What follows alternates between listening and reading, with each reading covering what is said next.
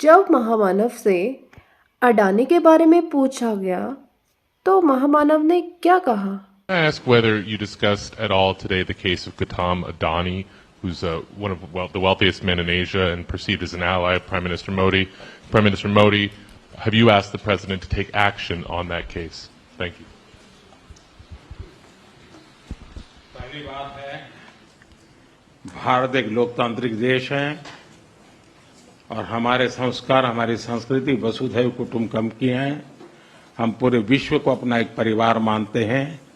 हर भारतीय को मैं अपना मानता हूं। दूसरी बात है, ऐसे व्यक्तिगत मामलों के लिए दो देश के मुखिया न मिलते हैं, न बैठते हैं, न बात करते हैं। ये कोई व्यक्तिगत मैटर नहीं है, इसके बारे में डिस्कशन नहीं होता है। तो शायद अपने प्रिय मित्र की बात को ट्रंप साहब सीरियसली ले गए। उन्होंने कहा इस बारे में डिस्कशन नहीं हुआ है, तो चलो वो काम कर देते हैं जिसको डिस्कशन करके आप रोकने आए थे। गौतम अडानी पर मुकदमा चलाने के लिए अमेरिका ने मांगी भारत की मदद। अडानी केस जांच में यूएस रेगुलेटर ने भारत से मांगी मदद। तो अब अमेरिका ने भारत की मदद मांगी है अडानी साहब को फंदे में लेने के लिए। अब देखना होगा कि डिस्कशन नहीं होने वाली बात कहाँ तक जायज़ है।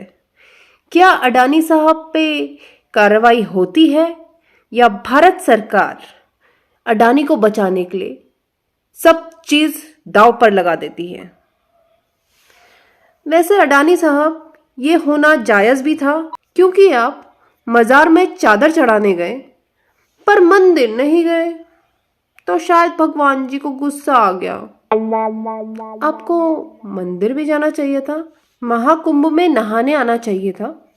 144 साल बाद ये महाकुंभ था। अगर शायद आप इसमें नहाते, डुबकी लगाते, तो शायद पाप धुल जाते, मैटर सॉल्व हो जाता। और हमारे महामानव, आप भी रेनकोट पहन के बाथरूम में मनमोहन साहब नहाते थे, ये तो आपने देख लिया। बाथरूम में रेनकोट पहन करके नहाना, ये कला तो डॉक्टर साहब ही जानते हैं और कोई नहीं जानता है।